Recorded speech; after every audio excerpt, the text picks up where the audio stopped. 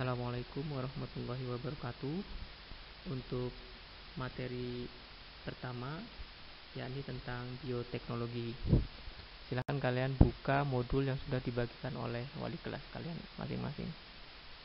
Nah, pengertian dari bioteknologi itu sendiri, yakni bioteknologi itu berasal dari dua kata, yakni bios yang berarti hidup, dan teknologi yang berarti metode ilmiah untuk mencapai tujuan yang praktis. Jadi, bioteknologi itu sendiri artinya adalah pemanfaatan prinsip-prinsip atau metode ilmiah yang menggunakan makhluk hidup untuk menghasilkan produk dan jasa guna kepentingan manusia. Maksudnya dari metode-metode ilmiah yang menggunakan makhluk hidup dapat menghasilkan produk baru dan jasa yang bisa dimanfaatkan oleh manusia. Ilmu-ilmu pendukung dalam bioteknologi itu meliputi mikrobiologi, biokimia, genetika, biologi sel, teknik kimia, dan enzimologi. Ini adalah ilmu-ilmu terapan yang digunakan dalam proses pembuatan bioteknologi. Mikrobiologi itu contohnya adalah bakteri, seperti macam jenis bakteri lah. Terus ada biokimia, genetika, biologi sel, dan teknik kimia dan enzimologi. Perkembangan bioteknologi tradisional dan modern. Bioteknologi terbagi menjadi dua macam atau dua jenis. Yang pertama adalah bioteknologi tradisional atau biasa disebut dengan bioteknologi konvensional. Bioteknologi ini memanfaatkan mikroba, proses biokimia, dan proses genetik alami. Jadi digunakan itu adalah mikroba atau bakteri dan secara tradisional. Yang kedua adalah bioteknologi modern. Ini lebih canggih. Nah, ini didasarkan pada manipulasi atau rekayasa DNA. Tapi yang perbedaan antara bioteknologi tradisional dan modern ini adalah secara harga lebih mahal yang modern. Cuman yang modern ini lebih canggih, ya. Kalau yang tradisional itu lebih murah dan ekonomis. Ini contoh dari hasil bioteknologi konvensional atau tradisional. Di situ kalian bisa lihat ada gambar hasil fermentasi dari buah anggur, ada hasil dari fermentasi bakteri berupa roti, dan macam lainnya banyak lah, seperti tempe, tahu, dan lain-lainnya. Yang secara modern contohnya adalah tanaman kapas, tahan lama hasil rekayasa genetika. Bioteknologi modern ini contoh pada tanaman kapas. Biasanya seperti kita ketahui, kapas itu adalah tanaman yang tidak gampang sekali hidup bertahan lama dalam suhu atau kondisi yang sangat tidak bagus. Nah, bioteknologi di sini berperan sebagai bagaimana caranya tanaman kapas ini bisa bertahan lebih lama dan menghasilkan kapas lebih banyak dan unggul.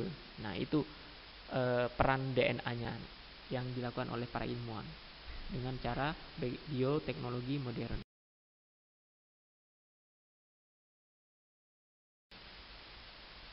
Perbandingan bioteknologi konvensional atau tradisional dan secara modern. Secara teknik, ya, teknik yang digunakan kalau konvensional itu dia dengan metode fermentasi.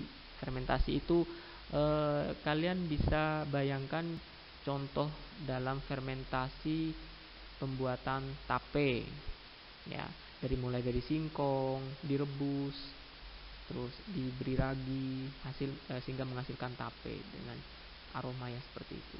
Sedangkan yang modern, dia dengan teknik yang digunakan adalah DNA rekombinan. DNA rekombinan itu adalah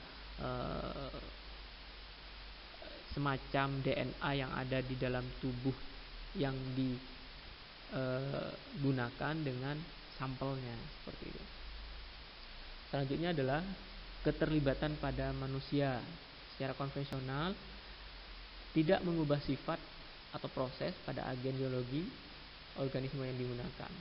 Sedangkan pada yang modern itu mengubah sifatnya atau prosesnya pada agen biologi yang digunakan. Yang kedua adalah contoh hasil.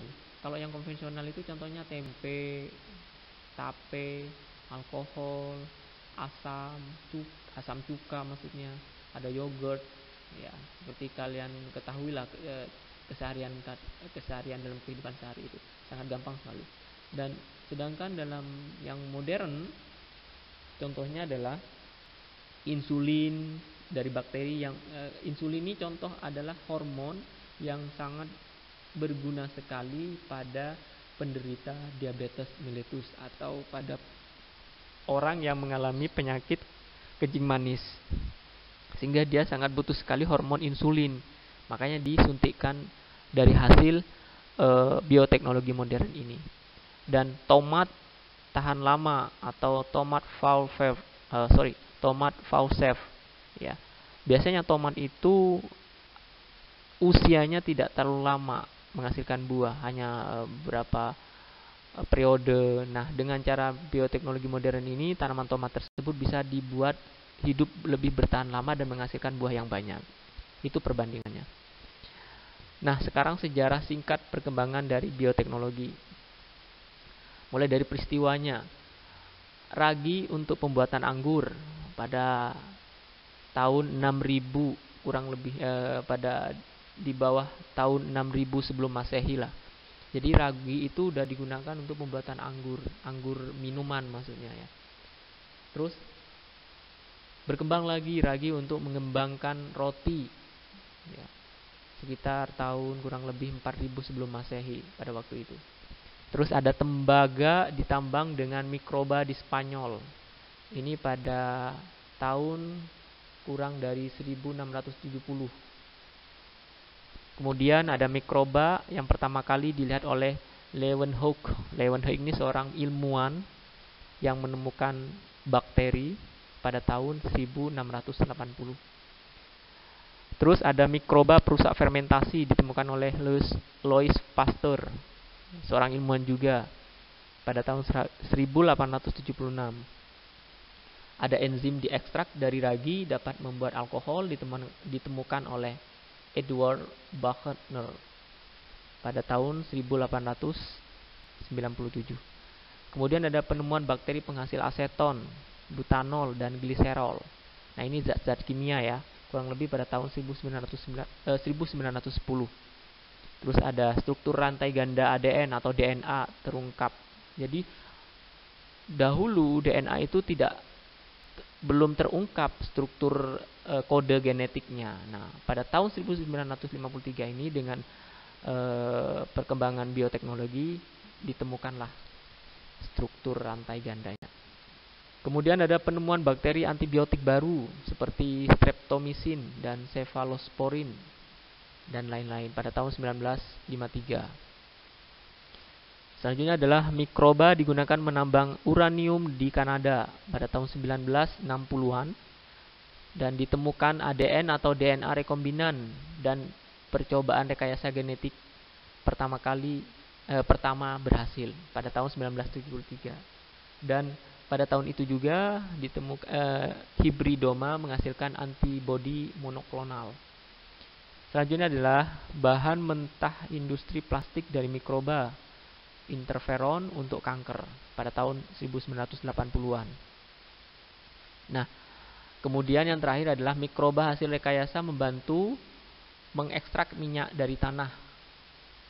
Mikroba secara luas digunakan untuk mengekstrak logam, produksi hidrogen dari bakteri, antibodi monoklonal digunakan untuk menuntun obat anti kanker, membuat tanaman yang memupuk sendiri dan tanaman yang mampu menolak serangan hama sendiri lewat rekayasa genetika, yakni pada tahun 1990-an. Mungkin itu saja untuk pertemuan kali ini. Terima kasih. Bagi yang ingin bertanya, silahkan langsung bertanya melalui WA Master. Terima kasih. Kurang lebihnya, wassalamualaikum warahmatullahi wabarakatuh.